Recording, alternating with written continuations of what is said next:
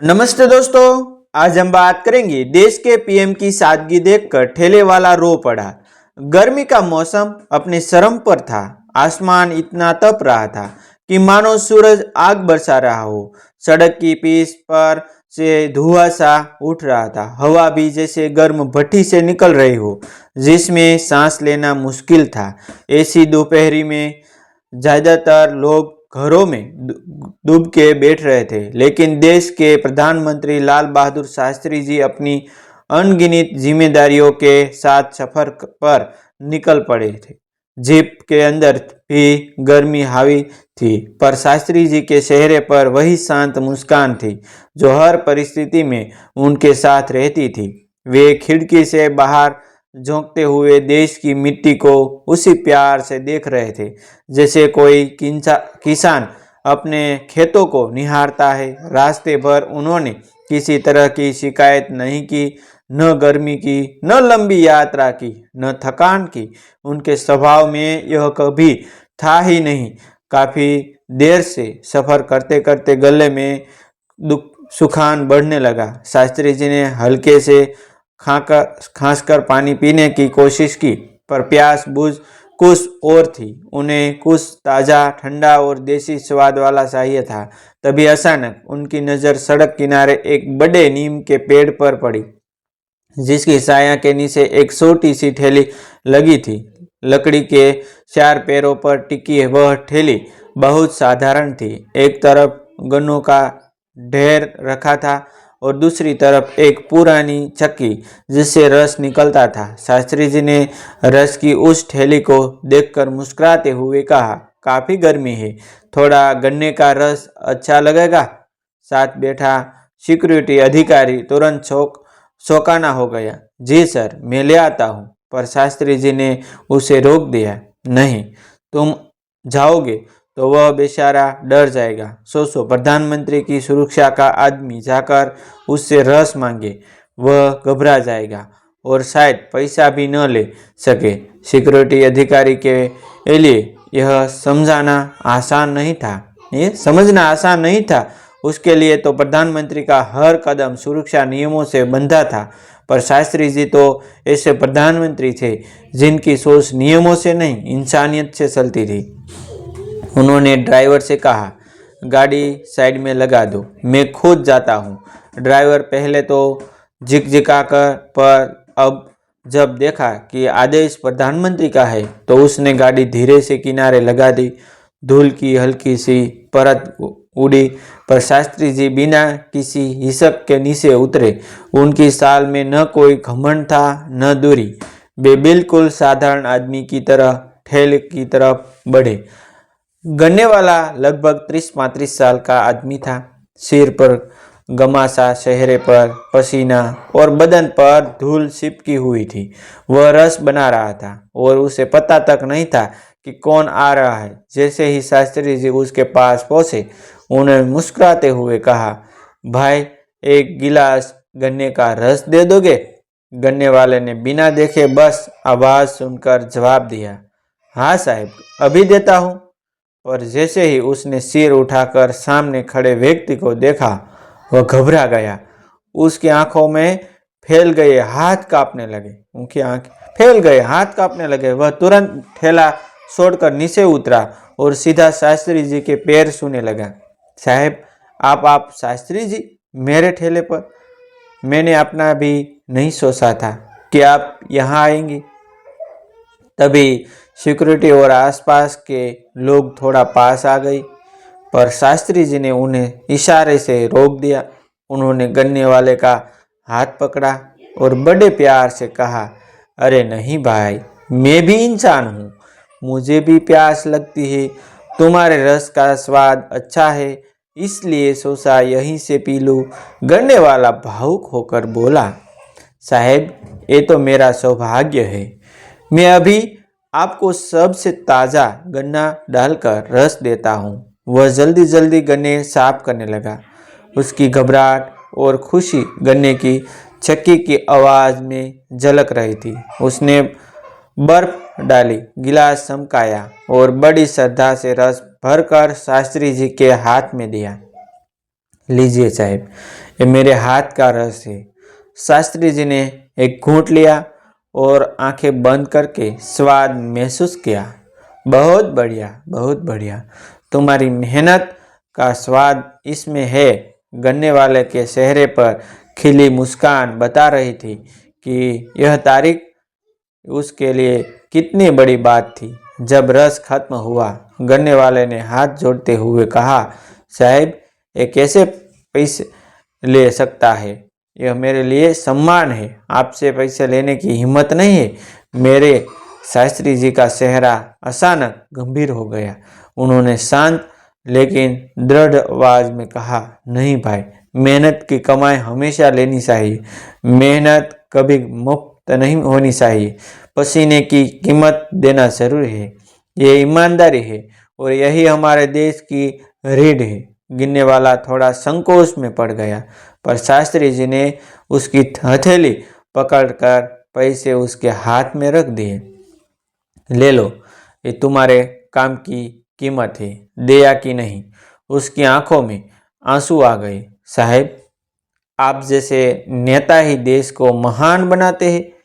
इसी बीच धीरे धीरे कुछ स्थानीय लोग भी जमा होने लगे। किसी ने पहचान लिया और थोड़ी देर में छोटी सी भीड़ बन गई। लोग दूर से नतमस्तक हो रहे थे। कोई हाथ जोड़ रहा था, कोई मोबाइल न होने के उस दौर में बस दिल में इस दृश्य को कैद कर रहा था। लोगों की आंखों में गर्व था। यह है भारत का प्रधानमंत्री, इतने सरल, इतने जमीन से जुड़े। पर शास्त्री जी भीड़ की तरफ देख मुस्कुराए और बोले, बस भाई, इतना भी हल्ला मत करो। मैं तो बस रस पीने आया था। आप सब अपने काम करें। उन्होंने गन्ने वाले को आखिरी बार धन्यवाद किया। मेहनत करते रहो, यही तुम्हारी असली पूंजी है। फिर शास्त्री जी धीरे धीरे चलते हुए गाड़ी के पास पहुंचे। ड्राइवर ने दरवाजा खोला। शास्त्री जी बैठ गए। उनकी आंखों में संतोष था, जैसे किसी छोटे से चरित्र का बड़ा संदेश पूरा हो गया होगा।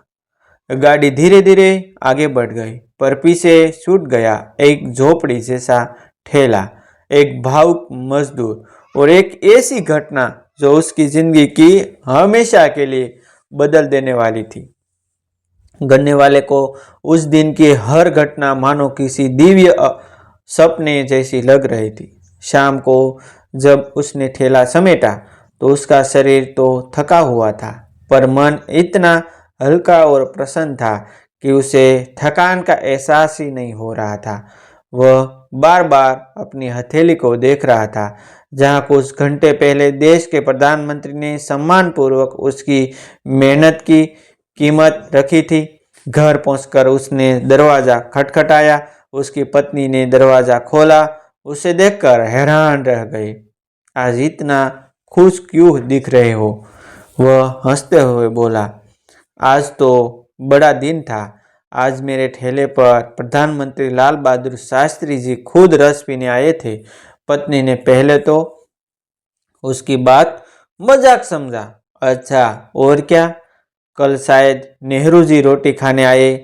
पर जब उसने अखबार दिखाया जिसमें कुछ स्थानीय पत्रकारों ने इसकी तस्वीर और छोटी खबर छापी थी, पत्नी की आंखों फैल गई। सच में शास्त्री जी हमारे ठेले पर?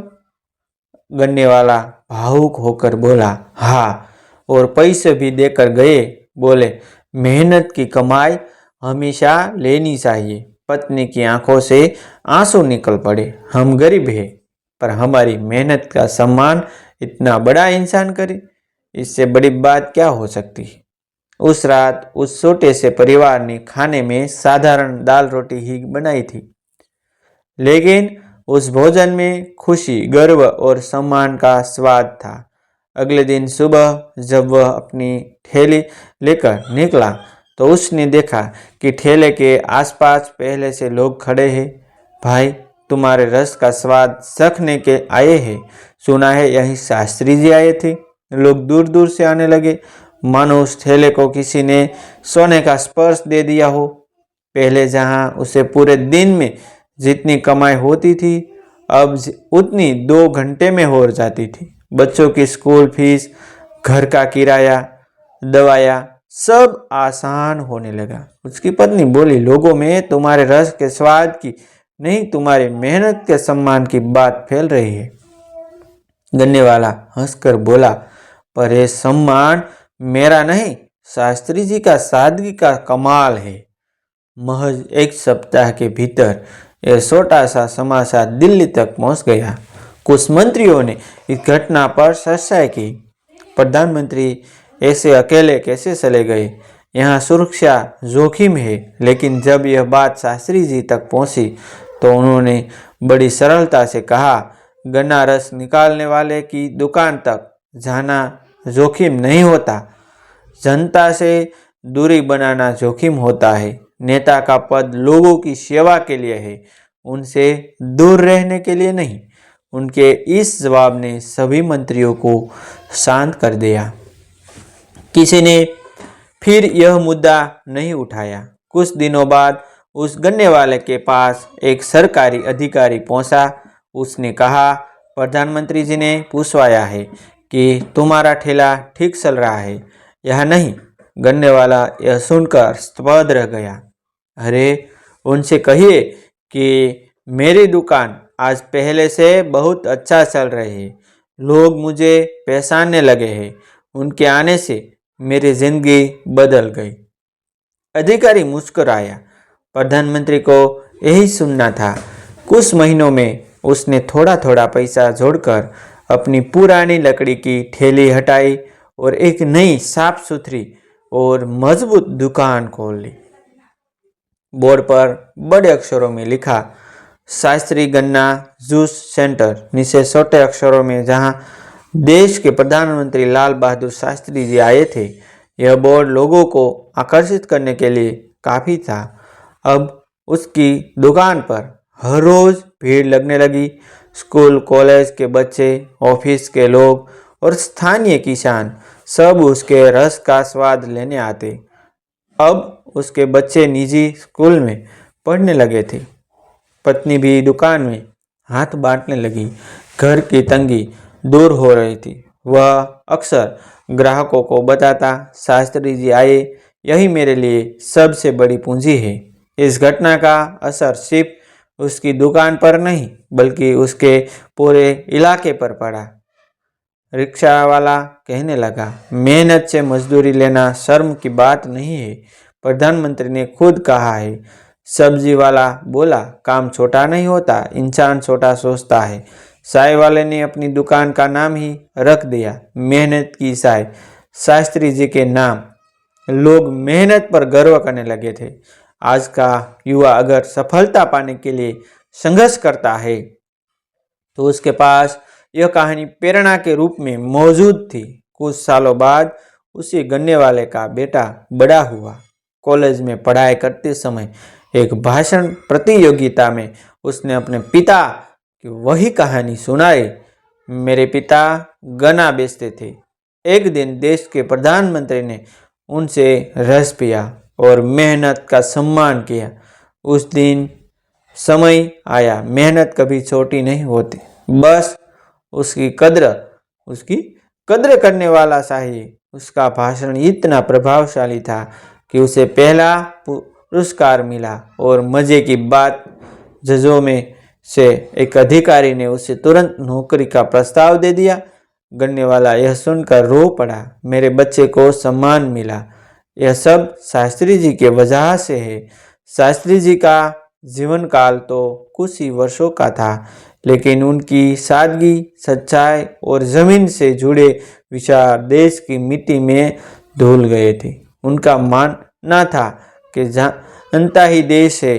जो व्यक्ति आम आदमी के दर्द को न समझे वह नेता नहीं हो सकता। शास्त्री जी ने न केवल गन्ने वाले की मेहनत का सम्मान किया बल्कि करोड़ों भारतीयों को यह संदेश दिया, किसी भी काम को छोटा मत समझो, मेहनत हमेशा सम्मान के योग्य है।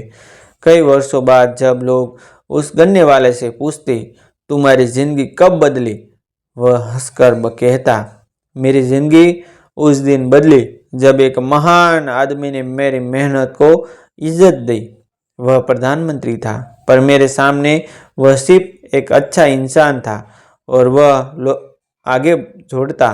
पैसा जिंदगी नहीं बदलता, पर सम्मान बदल देता है और मुझे सम्मान मिलता था। लाल बहादुर शास्त्री जी से यह सिर्फ गन्ने वाले की कहानी नहीं है, ये भारत की उस मिट्टी की कहानी है जिसमें ऐसे नेता पैदा होते हैं जो प्रधानमंत्री होकर भी आम आदमी की मेहनत का सम्मान करते हैं। यह कहानी याद दिलाती है कि महानता पद से नहीं आती, महानता विनम्रता, सादगी और इंसानियत से आती है। लाल बहादुर शास्त्री जी जैसे लोग इतिहास में नहीं, लोगों के दिलों में जिंदा रहते हैं। दोस्तों, ऐसी नई नई कहानी देखने के लिए हमारा चैनल आप सब्सक्राइब कर लीजिए, जो आपके जीवन में कुछ नया करने के लिए प्रेरित करता रहेगा। थैंक यू दोस्तों, मिलते हैं एक न्यू वीडियो के साथ, एक न्यू स्टोरी के साथ। तब तक बनी रहिए।